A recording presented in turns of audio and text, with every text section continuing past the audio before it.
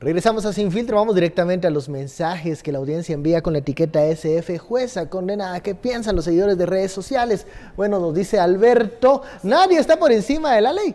Así, uno a uno de los corruptos irán pagando. Cuando la justicia es verdadera, se aplaude. Siguiente mensaje, nos dice Johans. Jueza condenada, la mandaron a su casa mientras se ratifica la pena. En casa cumplirá su condena, pues de recursos en recursos se van 6 años. ¿Por qué no la mandaron a la cárcel? Directamente, claro. Directamente, esa es una pregunta que tienen todos los tuiteros. Bueno, nos dice Vinicio Josué, si se le extinguió todo lo que de forma criminal obtuvo, sí es justa. Se le extinguió todo. A ver. Aquí tenemos una diferencia con Filip. Vos decís, va a actuar la extinción de dominio. Sobre la casa y sobre los carros. Sobre eso sí. ¿Y sobre el dinero también? Ahí me decís cómo lo encuentran. Porque si algo hemos visto en la línea, si algo hemos determinado de las declaraciones de Juan Carlos Monzón, es que se han vuelto brillantes para esconder dinero en efectivo, para esconder, para las caletas, se han convertido en genios. Entonces, sí le van a quitar, digamos, a unos van a quitar el yate, a otros van a quitar la finca, la casa de los eucaliptos, su casita, su mansioncita y sus carritos.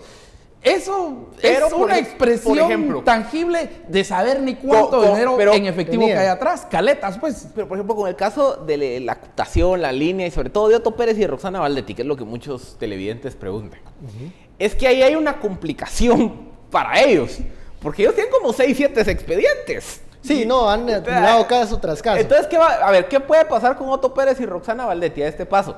Que por el caso de la línea les van a dar 10 años. Por cooptación les van a dar 20 años. Por TSQ, 20 años. A Roxana Valdetti, por el caso de Amatitlán, 10 años.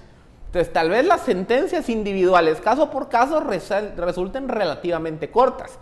Pero como son 6, 7, 8 expedientes, van a terminar cumpliendo 40 años de cárcel. En el caso de Reynoso, sí sabe a poco. En el caso de Reynoso, lo que pasa es que solo es un expediente, solo es un caso.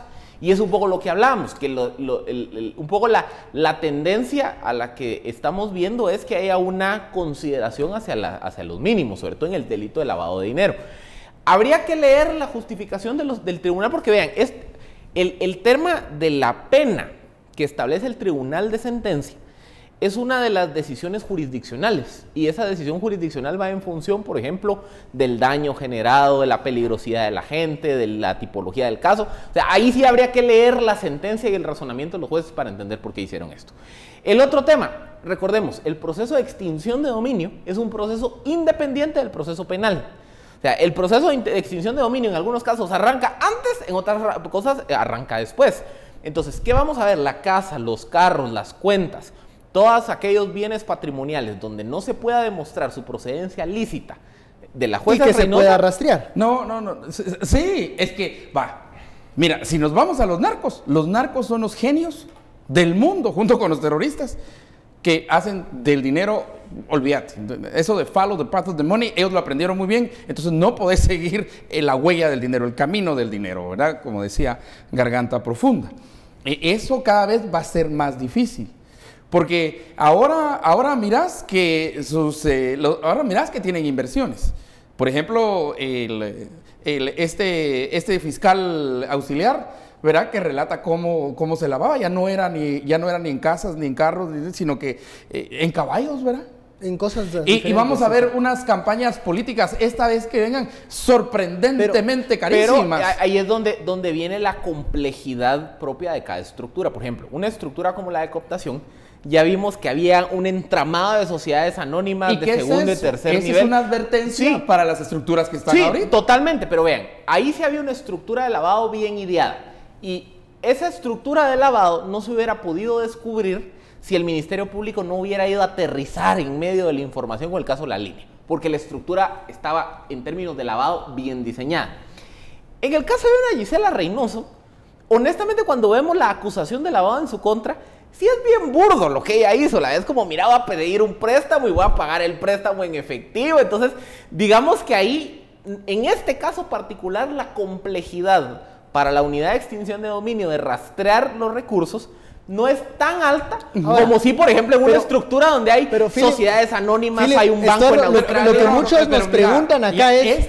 si algo sirve este caso, es una advertencia para todos. Para el resto de jueces. Para el resto de jueces, pero también para el resto del crimen. El resto del crimen va a decir, mire, ya saben que carros y casas, ¿no? Comprar un juez trae consecuencias. Y que, sí, entonces... Hay formas y formas de comprar. Ahora, mira, a ver, te voy a decir todo lo que están. Por ejemplo, el traslado de un reo de cárcel A a cárcel B, esos son miles y miles de quetzales.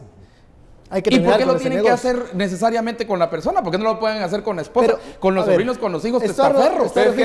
Hay una cosa que preguntan mucho los tuiteros y es esa sospecha de que el estilo de vida de Gisela Reynoso no va a cambiar, que los 6 años se van a cortar en 5, 4 y medio, en que esto va a pasar y que nada de lo que sucedió, de lo que se juzgó, el día de mañana va a traer consecuencias para, digamos, su estilo de vida y su carrera. Yo esperaría que sí traiga consecuencias. Se espera que sí, pero ese es el temor de los seguidores de redes sociales. La pena tiene varios escalafones. Está la pena de cárcel, que ya vimos que hay una inconmutable y otra conmutable. Hay una pena de reparación. Se le condenó creo que 390,000 quetzales de reparación. Pero aparte se le inhabilita para ejercer cargos públicos. Es decir, hay toda una concatenación de pena. Entonces, en ese sentido, Gisela Reynoso no va a regresar a ser juez, ya sea en 6 años, en 11 años. Mira, para el crimen, este caso es un conejillo de indias. Básicamente le dice, por ese lugar no se vaya, por ese lado no se vaya. Se pueden comprar jueces de otra manera. Pero es que ese no, es muy burdo. Este es el problema de la criminalidad. Y ese ha sido el problema de la criminalidad desde tiempos romanos. Esto es el juego del gato y el ratón. El gato atrapa hoy al ratón porque el ratón metió la pata en algo. Fue burro. Porque fue burro ese ratón. El resto de ratones aprenden sobre esa experiencia y mejoran sus capacidades. Esta ha sido la historia de la criminalidad organizada. Como les digo, si lo quieren limitar más, de Al Capone para acá. No podemos comparar la especificidad y complejidad del crimen organizado hoy en el 2016 de lo que era en 1930. Entonces, ¿qué pasa? Sí, que hay miles de estructuras que hoy están volteando a ver los casos de cómo se hizo, no lo hagamos así porque ya vimos que y que buscarán nuevas maneras de influir. Pero entonces es por el gato y el ratón, porque entonces el ratón evoluciona, pero entonces la fiscalía tiene que también evolucionar y los marcos jurídicos tienen que evolucionar para ir de acuerdo con la evolución del crimen. Es que esa es la historia. Y ese es el problema, que nosotros no hemos evolucionado. Pues claro, momento. Esta acción es la primera. La línea es tan negativa el panorama. Ahí yo no estoy de acuerdo por una muy sencilla razón. Los casos que hemos visto en el último año y medio son producto de una evolución, primero institucional del Ministerio Público, que se empezó a construir del 2008 a la fecha, y una evolución del marco jurídico del 2010 para acá. Por ejemplo, en el 2010 se aprobó la ley de extinción de dominio, en el 2012 la ley contra la corrupción, en el 2007 u 2008, no me acuerdo bien, la ley contra la delincuencia organizada, en el 2002 o 2003 la ley contra el lavado. Es decir, en los últimos, del 2002 al 2012 más o menos, se evolucionó el marco legal que hoy le está permitiendo a la Fiscalía combatir el crimen. Eso va a tener que evolucionar más adelante, pero hoy estamos avanzando en comparación a lo que teníamos hace 2 años. Bueno, yo como justo juez doy por terminado estos 30 minutos. Se nos acabó el tiempo. Muchísimas gracias, Estuardo. ¿No quieres que nos persinemos? Por favor, si me pueden hacer. Revísenle el patrimonio de Viene la CICI contra mí muy bien. Estuardo lo invita a cenar después de lo que por no dar tiempo para las conclusiones. Bueno, muchísimas gracias, Estuardo. Philip, por este análisis.